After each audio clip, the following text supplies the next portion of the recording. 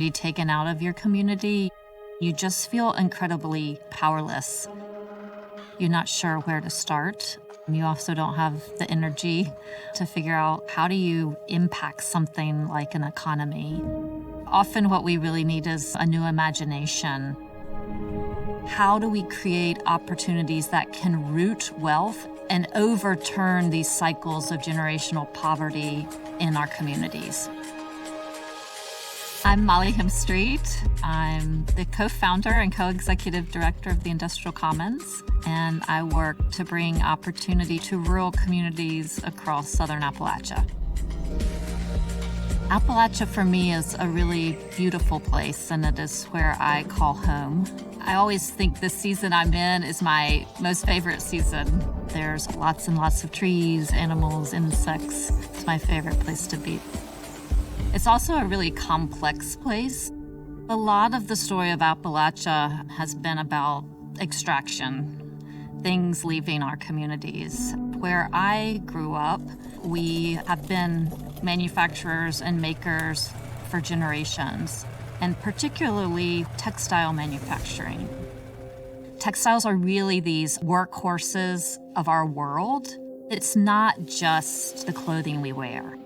If I think about the stent that's in my dad's heart, that's keeping that heart beating, that's a medical textile. If you think about a firefighter that walks into a burning building, they're protected by a textile. So much of our world is about fiber and is about the textile industry, and it's really our communities that are helping to ensure that that industry stays vibrant and active in the United States. But around the 1990s into the 2000s, that work left, leaving our communities with upwards of 15% unemployment. Entire families just didn't have work. So I really started asking this question of myself, like, what do I do as someone who really wants to stay here, but someone who wants to be sure that there's opportunity, not just for me and my family, but for my friends and neighbors. There were several things that I wanted to be different from what I had seen coming down around me. I wanted this to be a profitable enterprise. I wanted it to be about people, and I wanted to be sure that we were making things that weren't hurting the environment. And I knew that the people in my community had incredible skill and incredible knowledge. And so Opportunity Threads was started as an employee-owned company around developing sustainable textiles. The idea of employee ownership is just really, really basic.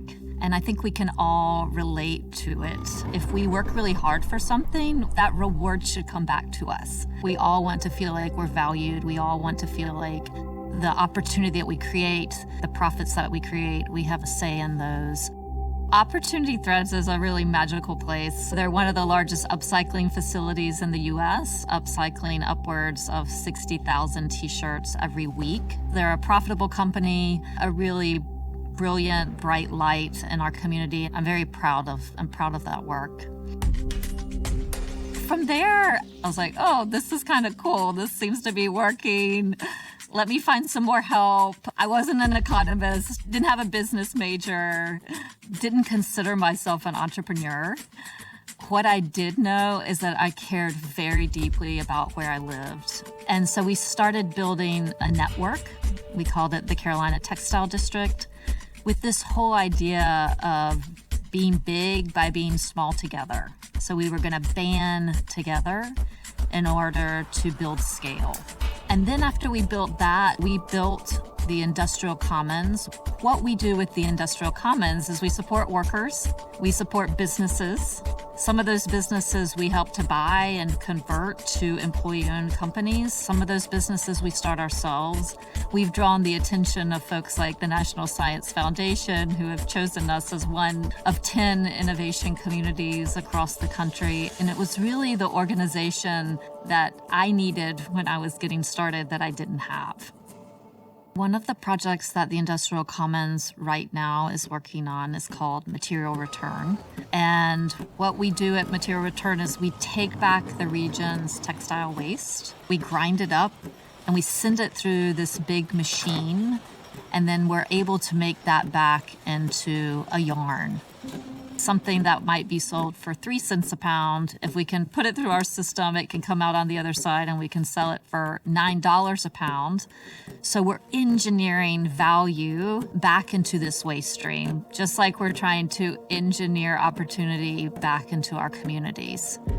Bob has really been the leader that's helped Material Return get started. He's somebody that grew up in Burke County, started to work when he was 16 in a sawmill. What's so neat about Bob's story is, Bob is still working in manufacturing. In fact, he's working in these same plants where his uncle and his dad used to work. But now he's an owner of that plant. He has a say in what's going to happen at that facility, and he's really one of the leaders. So Bob, for me, really represents why I come to work every day.